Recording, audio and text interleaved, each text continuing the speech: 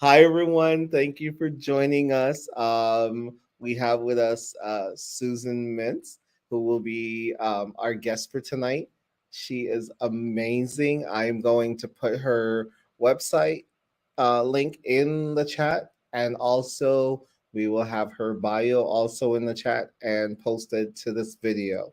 So, Suzanne, please tell us about yourself. How long is the show?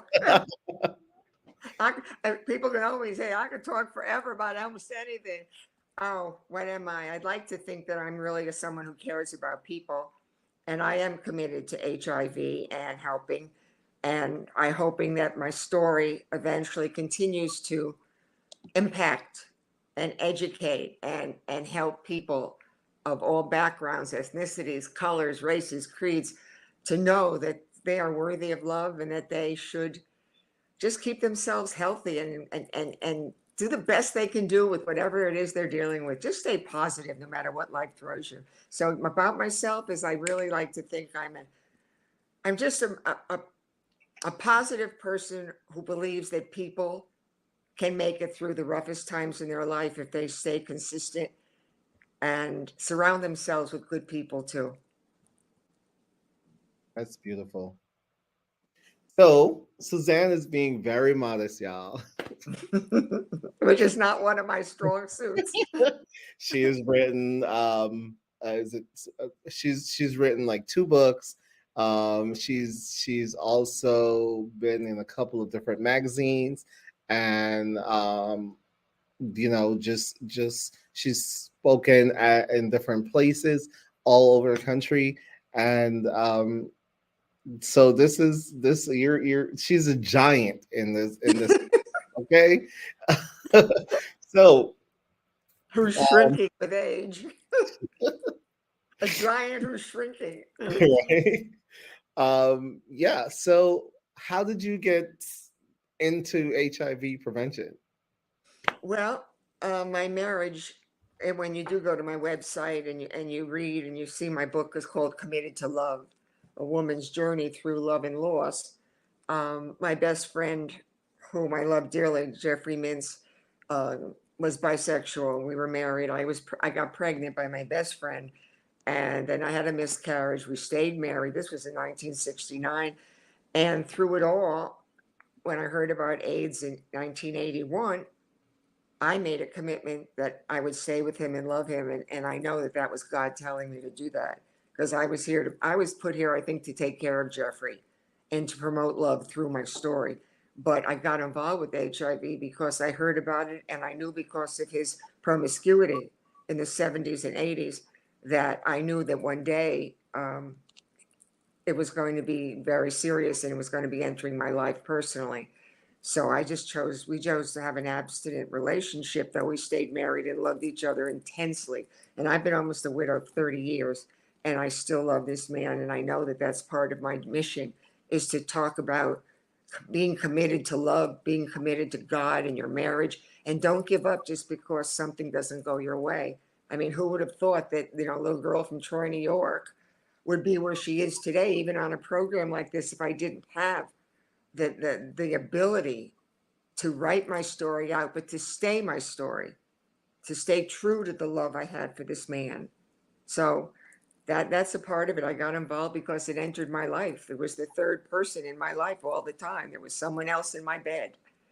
And I don't mean that literally, but I mean that as far as HIV and AIDS went. It was just that. And then once he passed, and I had my book, I had been writing in my journals, and I composed and put my journals all together into a book. And years later, I published it, and it's just been how could I have had this story down on paper if I didn't journal it, which is why I encourage writing.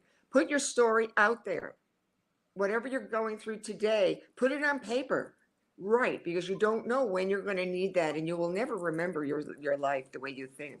But I know my life, and it's in my book, and my book is a screenplay already for the right person to just take that book and put those words in between all of it. So it's a powerful thing. But HIV is my ministry. It is my life.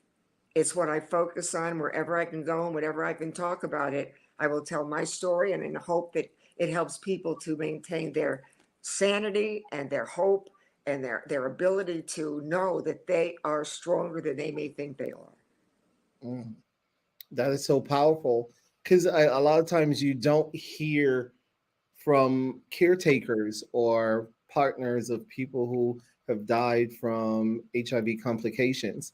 And so it's, I think it's just vital that people hear that it's, you don't have to end your relationships and end your marriages and whatever. You have a commitment to each other, and your book, Commitment to Love, just seems like it just is a compilation of everything that you've done to love Jeffrey and to care for him. I did, and I still do. And on the website, there's a link, there's a page that says AIDS lecture series. Well, it'll be HIV lecture series. Remember, I'm talking about 1981. Hmm. I'm not talking 30 years now where it's a whole different world. And I'm familiar with this world with the medications, and you can live a long, wonderful life. I mean, I'm dealing with my life as it was then.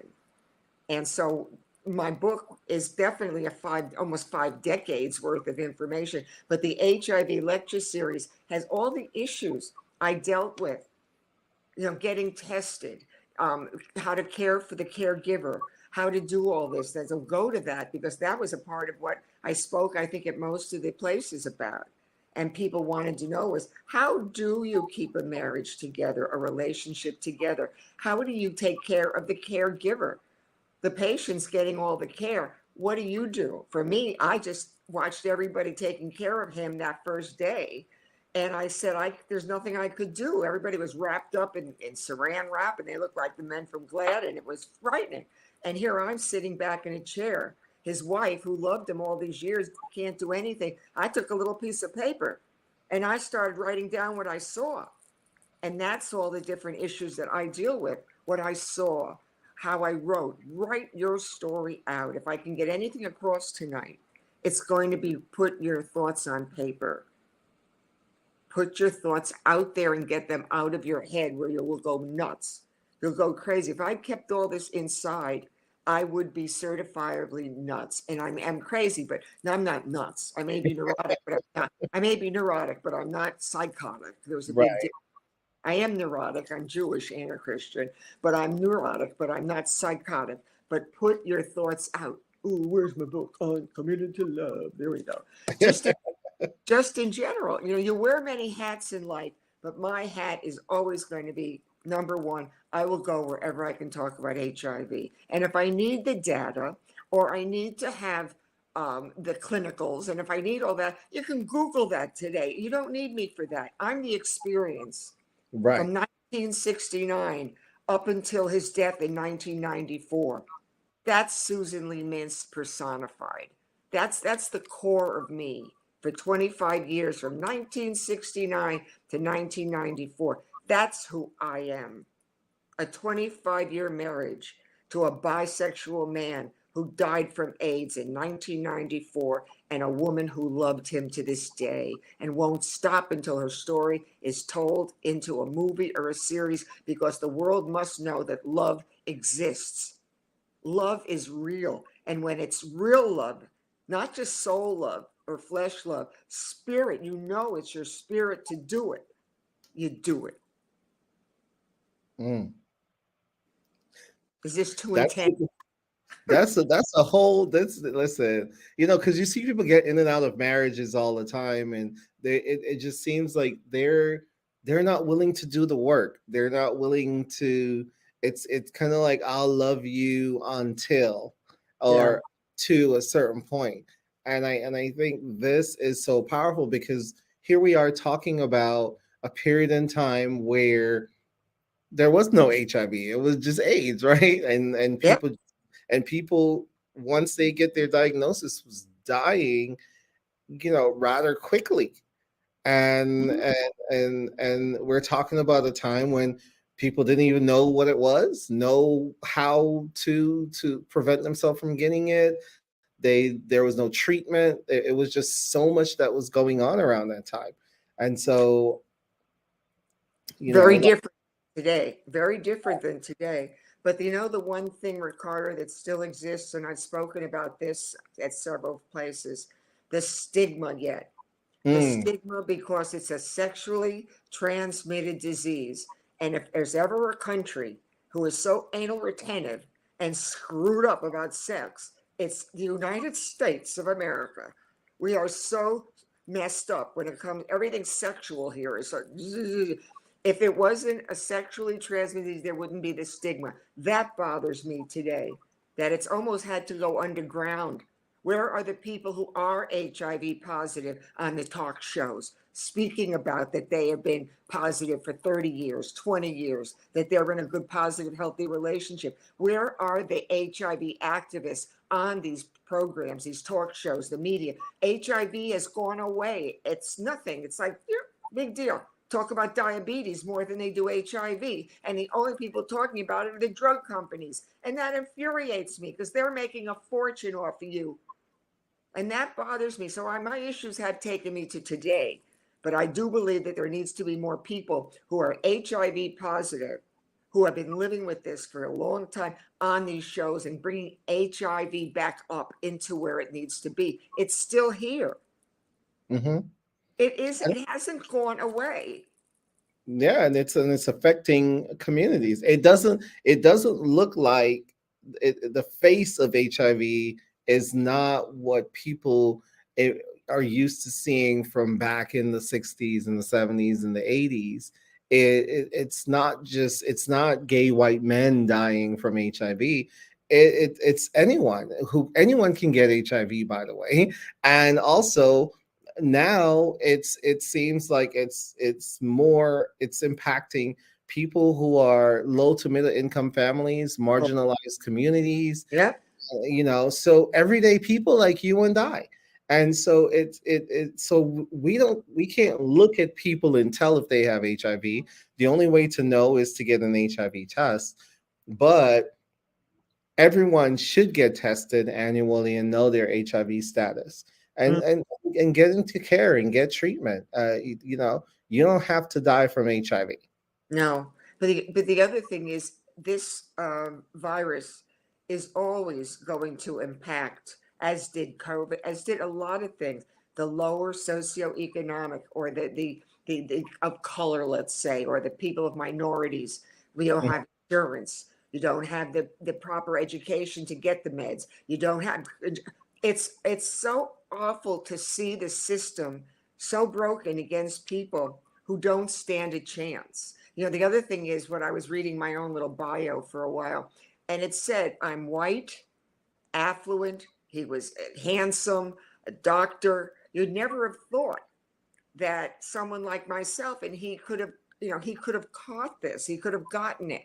It had to be, he would get it. He was too promiscuous. The only thing that saved me was celibacy. But today, to have that still the stigma hanging over people, and to know though that unless you have the education, you have the support system, you have the medications, you have the proper insurance, all of that is so terribly disappointing that the people who are white now and affluent and have it all, they might be HIV positive, but they have all the meds today that they can. I mean, and to mention Magic Johnson, he was diagnosed the exact same time when Jeffrey was. This man is still alive today And thriving. and thriving. He's all over the place, buying all these sporting things in places. He's still here. And it's got to be because he's had great medication and great care. My Jeffrey just, he lucked out. But I don't know if Jeffrey would even have wanted to live that way, knowing. My husband, if you go on my site, there's so much there. There's a whole link about Jeff, and there's the videos and everything. But to know him would be to know that he was not somebody who could have lived thinking that every cough or every headache or every diarrhea that he had to live his life fully. The only time he got tested was in 1986 for life insurance. And 2 years later, I said, Jeffrey, go ahead and get some more. I mean, I said, honestly, if something happens to you, think about me. He wouldn't get tested. I think they had what's called a Western blot then. It was 2 years later, 1989 or something. It was 2 years afterwards. And the testing was much more definitive. He could never have lived knowing that he was positive. He was not that mindset. He lived each day, and he had an incredible life, and it was cut short. But he also handed me the ball and the baton to go forward. And I think that was a part of the whole plan as we go along in life. I think we're just chapters in our book. He ended a chapter, and now I'm taking some more chapters and adding into the life of him, because it's not like he's gone away. He's not gone away in my heart. He's certainly not gone away in my story. So I think we just continue on with the chapters, but the marginalized, that's such a good word. The marginalized communities are being so hit hard, and they don't know where to go and what to do and who to ask for even. It's sad. And the young kids, young, even teenagers of color, they're on the streets. Lord knows what the drugs they're dealing with and how they are. There's so many ways yet that they can still be so vulnerable, and they don't have the support, and they don't have the ability to get the help they need in so many ways, but especially with HIV, it hasn't gone away. It's And then, never going to go away. Why isn't there a vaccine? Because there's no money made to get your health. There's no money in a vaccine. There's money in medications. yeah, I mean, they've been going at this for so long. I mean, we're like, when is the cure coming? Yeah, yeah, right. As long as we can keep people ill with some kind of a disease, the drug companies are thrilled. And I would say that on national TV, Pfizer, all of you, you're money oriented. If you wanted to have a cure for everything almost out there right now, you could. We can send people to the moon. We got billionaires who are doing rocket ships everywhere and doing what they want. You tell me that there's not cures for some things out there that you're buying drugs for? No. Yeah, I mean, in the meantime, while they get their self together, we just need, to let black and brown people know, and everyone actually know, that they should get an HIV test. They Yeah. should first, that's first part, is knowing if you have HIV, and you can get a free HIV test. It takes as little as 60 seconds, or maybe up to about 20 minutes, depending on the type of test technology you're using.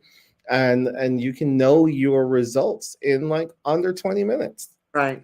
It's amazing how far they have come with that.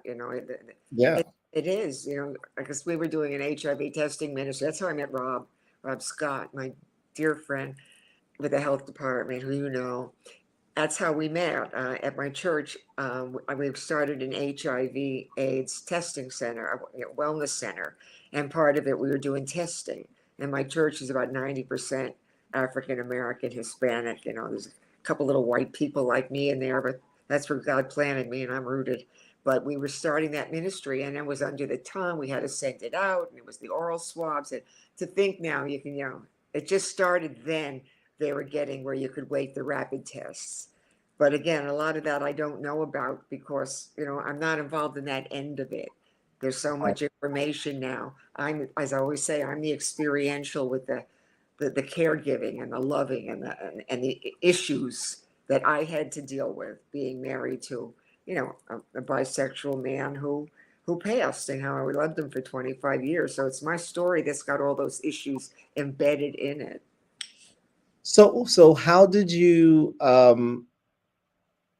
deal with like the mental health component of that? Like, how did you like make peace, or work through some of those things? I wrote. I wrote. That's how I was my therapy, and I wrote as a third person. I from the moment he took ill, I picked up that piece of paper and started to write what was going on around me. And I went down to their bookshop at the hospital, and I got notebooks, and I just started writing. So before he was ill, it was a lot of the love was so passionate, but on the flip side of that, there was such anger and rage and frustration. It was that roller coaster ride. In my marriage was a roller coaster ride, but I didn't want to get off. It was a category 5 hurricane, but I wanted to be in it. It was fuel. It's almost as if I needed that relationship, because I was nuts. He was who he was. We just clicked. We were best friends. So, how I handled it when we were married, it was on and off. The fun was incredible. The highs were the highs, the lows were the lows. But when he took ill, the sanity became my writing.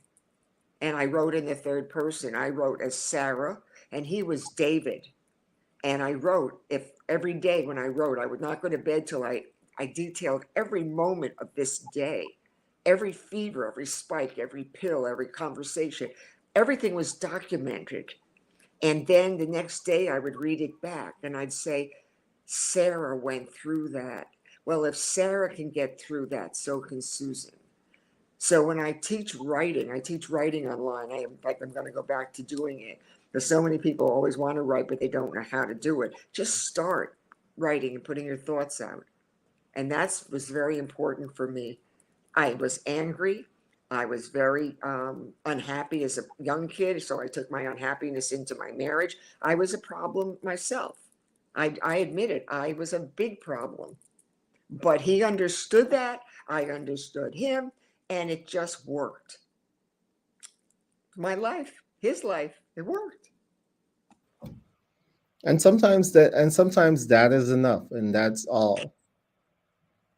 And and it's what would you say to other caregivers who are taking care of someone right now who is ill, or is in that late stage of HIV or AIDS diagnosis, and they're just dealing with the ups and downs and the highs and the lows? What would you say to them right now?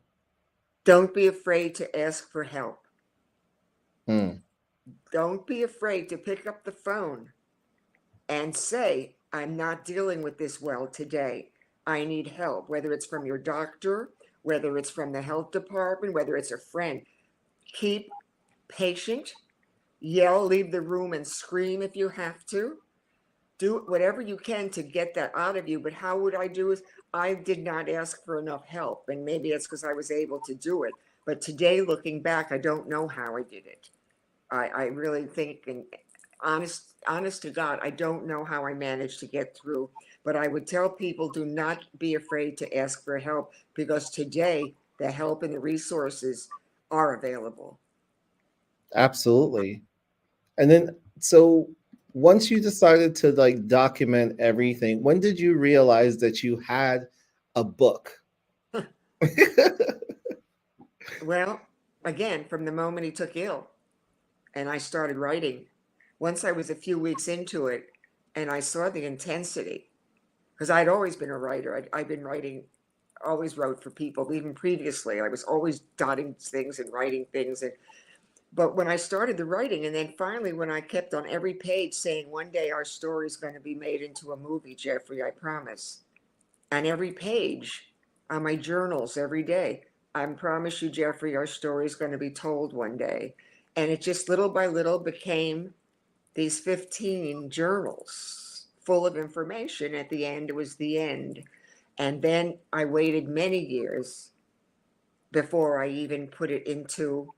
I took 2 years of my life and locked myself in my room and transposed my journals into my book, taking out the highlights, taking out the chapters, how to put it together. It took 2 years. And then I waited a long time before I went for the copyright. I never did anything until I heard from God telling me what to do. I've heard from him all the time, and people can think that's crazy, but I don't. I know in my heart what I'm supposed to do. I was supposed to write, wait, put it together in this book, wait, go for the copyright, wait, and then just start sending it out and know that one day the right person is going to come along to do this, a series or a movie, because this story is worthy.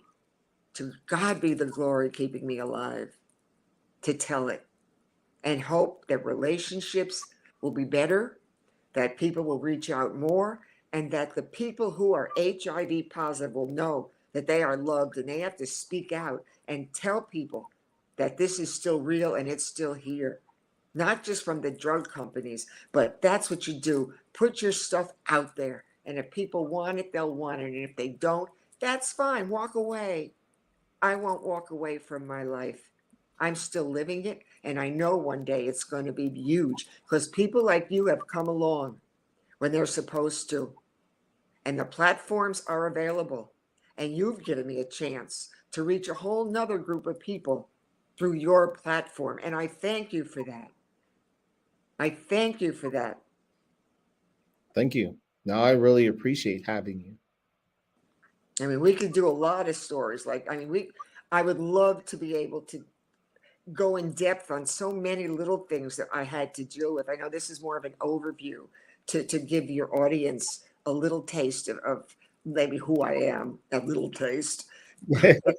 Box of chocolates, as Forrest Gump would say. I mean, there Right? were movies in 1994. We had Forrest Gump touched on AIDS. We had Philadelphia, which got an awards. We Hmm. had, well, we also had The Normal Heart. We had And the Band Played On. We had Touched by an Angel, or the other, what was it? What was it? The other show about? I mean, we've had shows about it. Where are they now? Why isn't my story out there for the world as long as I've been around telling it? Timing, Timing. timing. No more people coming along who say, I think we can do this. Or I've never done it. Well, you don't want me to.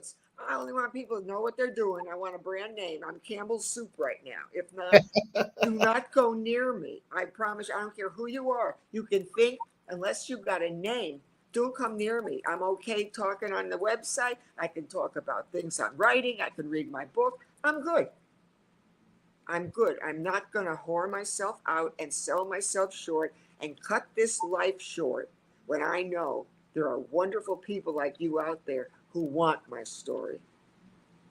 Listen, and so many more. There are, and that's when we started the show. I said, I forgot to mention, well, in our previous intro before we were interrupted, I said, we've talked about HIV, and we've talked about people should get tested, and people should know their status, and we've talked about people living with HIV, but we've never really stopped and had a conversation about the caretakers Yeah. and and what they're going through and Mm. dealing with that, and watching the person that they love and care about, just kind of like just dwindle away. Well, the other thing is, after he passed, I got involved with hospice, and that Okay. helped me tremendously to deal with it because they came to the house and helped me so much. And so I volunteered for 6 years. I was with them as an eight. I was an 11th hour. I'm looking for the table of contents has a whole chapter in my book. There's a whole chapter on the caregiver. I'm trying who will take care of me, long-term plans, short-term goals, and then cope. My book is all about that. That's what's so incredible is it talks about caregiving and the hospice book. I also wrote a book called And I Held Their Hands with a Hospice Heart. Those are 24 chapters about people I was involved with personally. And that was a big part of it. The caregiving part is very hard. And you better have a support system or have people who understand. And you have to be able to say, I'm tired. Can I have somebody come in and help? I need to just go to a timeout room for a while. It's very hard on the caregiver. But both my books, Committed to Love and my Hospice Heart book, talk about caregiving and how hard it is. Because the patient is still getting what they need taken care of. The patient is having their needs addressed, but the caregiver is exhausted and burnt out. And then I never was ill one moment when he was sick, but right after he died, I just crashed.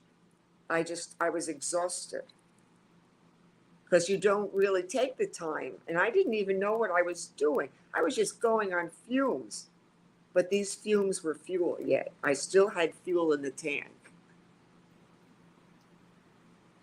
So after Jeffrey passed away, and now you are not um, caregiving anymore.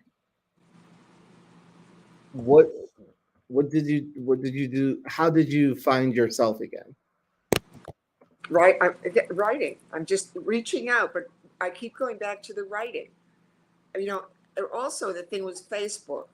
Was I started also reading my books on Facebook and talking about writing. But volunteering really did help me so much So right after he died in 94, I got involved with hospice and was there for 6 years.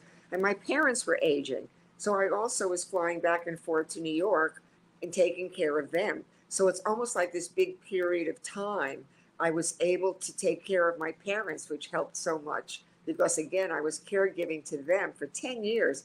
Then I got involved with my church.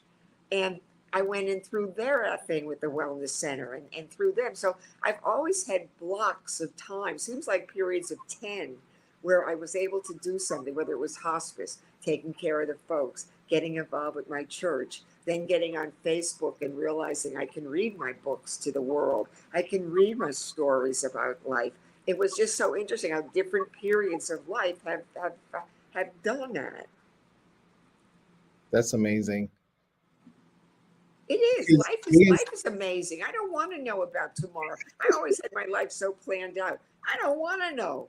I want to wake up with hair in my teeth, not hair in my teeth. I want to wake up with hair and I want to wake up with my teeth. I mean, it's little things now. At 77, I just turned 77. It's the congratulations. little things now, and I won't go into graphic details, but you want to clean out. You want to stay inside healthy, and you want to Right. whatever goes in comes out. You want the little things now, but you stay focused on the big thing. The big thing is committed to love.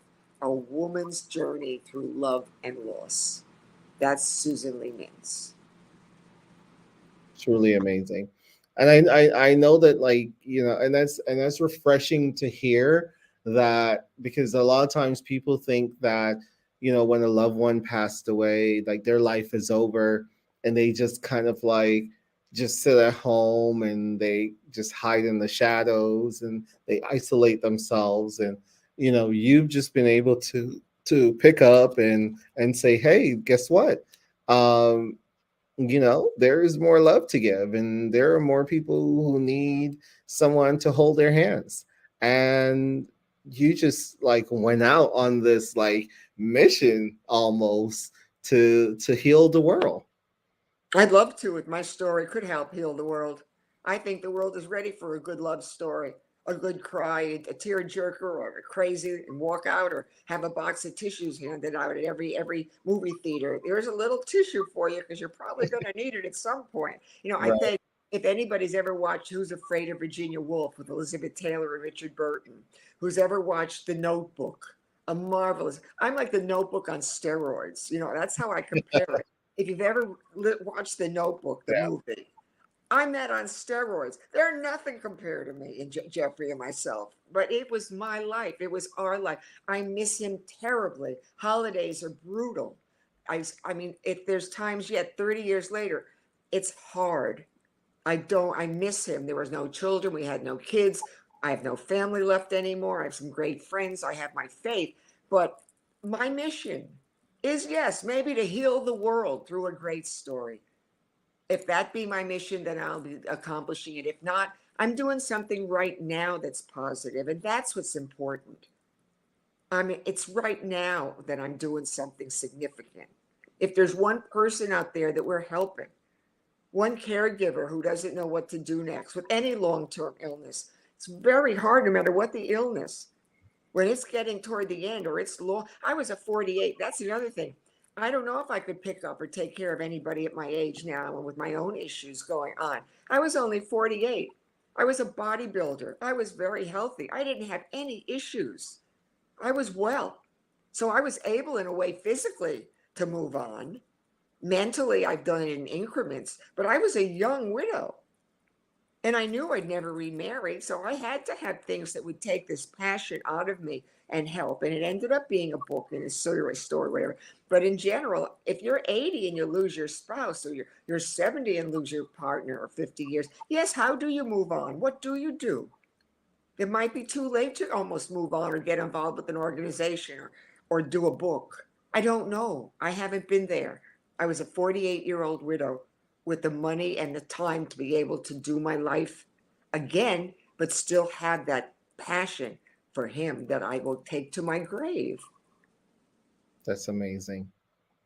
So age and timing, it's all so important. I'm not living the way I lived. I mean, I should have been dead several times over the way I've lived. I mean, the 60s, You can live through the 60s, the 70s, the 80s, and you can live through anything. I mean, the 60s was sex, drugs, and rock and roll. And I mean that. I did it all. We did it. The 70s, and then the 80s was the disco music. And I keep thinking, Ricardo, when this movie or series is made, the music to take it from the 50s and the 60s with the love songs, and then the beginning of rock and roll and the disco, and have all that music playing through. I mean, the whole thing, but it's all going to be about love. Ultimately, it's about relationships, it's about healing, it's about staying whole, staying well, staying positive, and don't stop. No matter how hard it is, don't stop. Because tomorrow, whether you're here or not, that sun's going to come up. Quote Annie. Mm-hmm. The sun Amen. comes out Let's tomorrow. and be a part of life. Your life is worth it. You don't know who you're going to meet. I didn't know I was going to talk to you. I had no idea I had no idea I'm doing anything in my life. I'm clueless. I just do what comes up and do it the best I can. But I had no idea my life was going to be like this. My hair didn't get gray overnight, that's for sure. I went to bed a redhead, and oh, Mama, look what happened. No, it's lovely. So, how would you say, for the caregivers who might be facing some stigma and discrimination, what advice would you have for them? Oh, it's so hard. Everybody's so different. It's Yeah. so hard. It's everybody's life is theirs, and they have to work it out the best way they can. And that's one of the things I don't give advice. I'm not. I don't do the doctor thing, the preacher thing, the pastor thing. I don't do any of that. I tell stories. That's how I get through. I tell stories. I'm a storyteller. But to the caregivers, you have to just feel your way through it. You just go and do the best you can and cut yourself. This is important. Cut yourself some slack. All right. You don't have to have the weights on your shoulders all the time. You're human. Cut yourself some slack. You're going to screw up. You're going to mess up. You might not make the right choice. You're going to maybe have stuff you don't know what to do. You just have to go with what you feel is right. And sometimes it will be, sometimes it won't be, but you just have to cut yourself a little bit of slack because you are human and we are not perfect at all. It's your walk, it's your journey, it's your book, it's your life. I can't tell anybody how to live it. I can just share my experience. That's amazing. If you are a caregiver watching today, please know that there are resources available and you can call and talk to us at any time. I'm going to put our phone number up on here. Um, if you are just looking for resources, if you just need to just talk to someone, if you need a space to just go and sit there and decompress, Mm-hmm. you know, call us, let us know what's up, let us know what's going on so we can help you.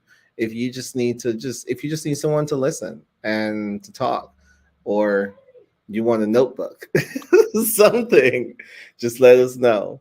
We're here to help. And if you go to my website, please email me. I love it when I get email. I don't won't text someone I don't know, answer a phone if I don't know. You can leave a message, but if you email me through my website or you ask me any questions, I will answer or I will call you. I mean, I'm very easy to find. I mean, I'm very Susan Mintz in Boca Raton, Florida. My website's got my phone number. I just won't answer it if I don't know who you are. But I want to help. Reach out. And if I can channel you to the right person, the health department, or I can get you, please, I want you to know my books. I'm not here to sell books, I'm here to share information. And my website is all information. Yes, the books are available on Amazon and Barnes and Noble, but I want your emails if you have any questions. about anything, you email me. I will answer you. And I will get you to Ricardo or someone at the health department, or even doctors that I know are still the infectious disease doctors. I mean, I still have a network here from 1985. I haven't stopped, and I won't. Okay. This is the portion of the show where we pause and we just do a quick education session. So, uh, if if you're watching, you've noticed that we've been talking about HIV and AIDS and all this other stuff. So, HIV stands for Human Immunodeficiency Virus, and AIDS stands for Acquired Immunodeficiency Syndrome. And basically, what it is that HIV is a sexually transmitted virus that you can get from having unprotected sex if you do not use a condom, if you're not taking PrEP, the once daily pill to prevent HIV. You can acquire HIV from unprotected sex with someone who's also living with HIV if you don't know their status or you've never been tested. So it's important to do so. You can also acquire HIV from sharing needles or from mother to child during childbirth or post childbirth uh, from breastfeeding through breast milk. It's important to know that you cannot get HIV from touching or hugging or shaking hands with a person who's living with HIV. You cannot get HIV from tears, from using the same restroom, using the same shower, eating off the same plates, drinking out the same cup. That is that the you cannot get HIV that way. That's not how HIV is transmitted or acquired. The only way to know if you have HIV is to get an HIV test. You can't look at people and tell if they have HIV. You cannot just say because someone has had multiple partners that they must have HIV. Let's just get it together. Let's not stigmatize people. Let's not stigmatize our community. Let's end stigma. Let's end HIV stigma and know your HIV status. The sooner you know your HIV status, if you are reactive for HIV, then you can get into care, you can get on treatment so you can live a long, healthy life. If you get tested and you're HIV non reactive, then you can know what you need to do so you can protect yourself and also continue to live a long, healthy life. It is not the same as it used to be in the 70s and the 80s. We have now a host of different types of medication that can help you to live healthier and longer. Back in the 70s and the 80s, people were taking up to like 25, 30 pills a day. And now you just need to take one pill. So you don't have to, and if you can't afford medication, there are programs that are designed to help you to be able to access those medication. There are programs that are designed to help you to be able to get the treatment and the care that you need. And there are programs that can provide social support services and walk you through and talk with you and help you, whether you are a caregiver, a person living with HIV, or a person who is not living with HIV. You can find resources around about HIV in Palm Beach County because you don't have to be the next statistics. You don't have to become part of the statistics. You don't have to succumb to stigma. There are a lot of people who are dying from stigma right now because they're not taking their medication, because they don't want people to know, or because they don't want people to see them taking medication, or they have to hide it in their, and then they forget to take their meds, and then they end up getting sick and they're dying. That doesn't have to be your story. And while we're at it, I would say get a notebook and start journaling. Yeah, That is important. get it out of your head. Exactly. Put it on paper. Awesome. Well, before we kind of like wrap up, can you tell us a little bit more about Jeffrey? He was He was so fun. We met when we were 11 years old in fifth grade. And I mean, the media pages are wonderful. There's so many great interviews where I talk about them. So you can also on the website go to the media. And there's really a great one there that it's a 700 Club of all things. They interviewed me. And it says, when I went by fifth grade, and next thing I know, I walked by a brand new school. I'm 11 years old, and I walk into fifth grade. This is Baumback's class. I walked by this little kid with big ears and black hair, and he said, "I like your Bobby socks." And that's all he had to say. And it was like, boom, this connection. And, we were just best friends, best friends. I was sleeping with everybody. He was sleeping with other people. And there was this connection. We always ended up back together as friends. We were always making out and always just talking about each other's stuff. I mean, it was the 60s. It was just a phenomenal time. And then I don't even know where I went with that. Where were we going? But and he was just so fun. He made me laugh. He was smart.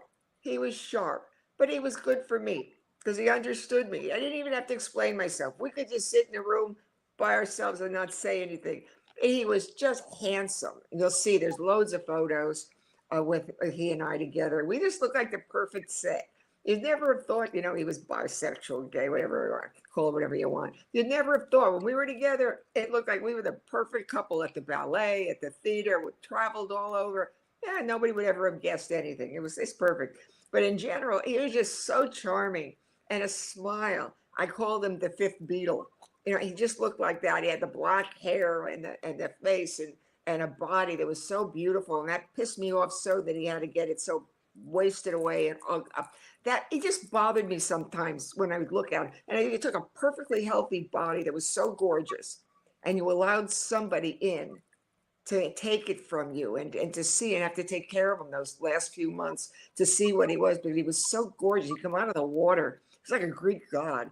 And he wasn't tall. He was about 5'10", but he had that skin that was gorgeous and tan and a great butt like an ice skater. He had that great tushy. And he was just fun. He made me laugh. He just let me be me. He never criticized. He supported me when I wanted to write my cookbook. Oh, one day we have to talk about the safe sex cookbook because that's Okay. we got to do a whole session with that. Safe sex never tasted so good. Ha ha ha. Uh-huh. Who I was in 1990. Owned this town. This is Boner owned the town. But in general, he just supported me in anything I wanted to do. If I wanted to take up sewing or macrame or cooking, we supported each other. That was so important in a relationship also. Don't try to compete with each other. So many people try to compete. Don't. Support each other. If I said, all right, I want to go jump off a cliff and it's a lot of rocks there, and I think it's what I want to do. Well, I would hope you'd stand up and say, no, don't do that. But if I said I want to write a book or I want to start painting or I want to make 500 egg rolls and take a Chinese cooking class, support that person. Support. He supported me, but we really looked great together. And when you see all the photos, and in the back of the book, there's pictures, but there's videos of him. And I've only watched it one time. There's a 4-part of Jeff in I think it's about him, and there's his bio. I only watched it once because they just messed me up too much. I can't even watch the video at all just because I'm still in love with him. I mean, that's another thing. How does a woman like me date or get remarried when I'm still in love with my husband who's been deceased for 30 years? Well, that's not a great way to put on your profile. Right. What do you want in your next husband? I want my old husband. I don't want a new one. How do you say, what do you want in a man? I want the man I had. What I want is everything he was, only, at the age he was. It's just ridiculous. So he was just great. He was great for me. He was great to his parents. He was great to everybody. I was the one who was horrible and had the temper and was mean and angry, and I was volatile. He was nice. He was a nice guy. I was the one who was always pushing people's buttons because I was so angry. It's just my life as a teen. I was just an angry kid, a rebellious person. So I took it out on everybody. And then, I had to mellow out at some point. Maybe I'm beginning to. I might be at 77 beginning to mellow out. Not sure. But I know it's fun to be interviewed. Live. It's wonderful to be live. There's nothing like live entertainment. I get really live, honest live stuff. Mm-hmm. No filtering out, no editing, no taking the little bits out. They interview you for an hour and then they give you 30 seconds. No, if you're going to interview me, would you just interview me? That's it. That's it. That's it. Why'd That's you all write you're me asking. up for an hour and a half to give me 30 seconds? That's not an interview. That's what you want to hear. Right. That's your soundbite. That's not the way it was. So, caregivers, don't you give up. Ask for help. And people who are HIV positive, speak out and speak up. Call your newspapers if there are any existing. Call your local media. Get some focus back on HIV in a positive way. You need it. We need to put HIV back on a front burner. Well, I mean, that was just perfectly said. That was just Thank you. perfectly said. HIV needs to definitely be back on the burner. It needs to be on the Yeah. front burner. Yeah. I think huh? Front page news, not Yep. on page 20. It's still here. It's real. It's still killing people. And not just in this country. I mean, you're talking about every country in the world still has HIV. Yeah. And think about the poor people in the real impoverished countries that are having, all these 6 kids or 7 kids in these countries that are really poor. And they're having all these babies. They're transmitting all these diseases. So pray for them too, that they need help. People need help. Yeah. We have to do something, and we have to do it now. And it doesn't Especially take a lot. right. Well, Especially if we want to get to a generation free of AIDS and HIV. oh, I think that'll be a long time. I really do. I think we're a long way from a cure, long way from a vaccine. But thank God, in some ways, though, that the drug companies, as much as I rant on them, and I'd love to talk to a couple of the CEOs, but in general, thank God that they have found meds at least that, yes, 1 pill a day, and you can lead a very long, healthy life. Not that those pills are the answer to everything either. They're hard to take. Right. They can be rough system, but there's opportunity out there for help. That's what's good today. There is opportunities out there to be healthy. Absolutely. So, ladies and gentlemen, you've heard it here. Don't be a loner. Don't just isolate and be at home. Reach out and connect. Reach out and engage. Know what the resources are. Learn what the resources are, and and talk to someone. And if you don't feel comfortable talking to someone, and even if you talk to someone, you can still journal. I like that. I like No, that. it's very healthy. Yeah, I'm a born writer. I mean, I feel that that's my number one gift. I was born to write. And if writing pertains to writing stories, I mean, I write true stories. I'm nonfiction. I mean, my stories that I write, everything I've ever, are true. Write your book out. Write your day out. Write your moment out. What did you get from this show? Write one thing out that you got from this show. Put it on paper. Yeah. And, and then blow it up a little bit one day. And then blow it up a little more. And then it's a one sentence to a paragraph, and a paragraph to a page. And then next thing you know, it's getting bigger and bigger, and you're getting fueled because you're seeing something come to life. And you also could start your own little support group if you're so bold enough to do it. Start Yeah. something of your own. Go to a community somehow, or get out there somehow and support your own. I tried at Century Village, where I live here in Boca. Right off the bat, I tried to start an HIV ministry. I don't even remember what it was called. I think it was called I Love My Life Ministry, like it was at church. I love my life. Nobody ever came, and for months and months and months, I went regularly one night a week. They advertised it on their streaming in-house service, and they had flyers. Nobody showed up. And it's in the senior community, folks. It's definitely in the senior community. Yeah. But nobody came. So after about a year and a half or 2 years of talking to empty chairs, I stopped. But I've tried through my church. I've tried through Century Village. Try. Start something of your own. Maybe that's what's needed, is more people to be proactive. Yeah.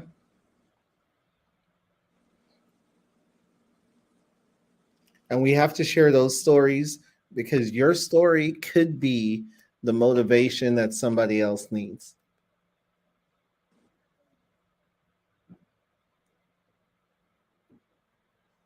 I'm just a sharer. It's like in school. And I wasn't a C student. I was a, and that's what I feel in life I am. I'm just a conduit, a bridge from one thing to the next. I think there's all bridges, and we're a connector of dots. And that's all I feel like my life has been about, really, is just connecting the dots till finally the dot is done. And right now, I still got more dots I got to complete and more bridges to build. And the And I'm work just isn't grateful. done. The work's not done, that's for sure. Yeah.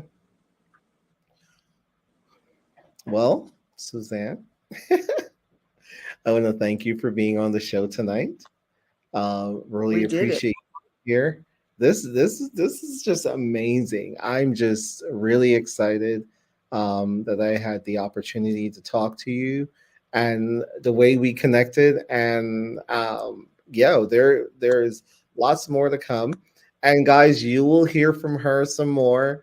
We do have at least 5 or 6 other topics at least that we're going to be touching. So you know, I like she you asking the questions, though. That's what I liked about this.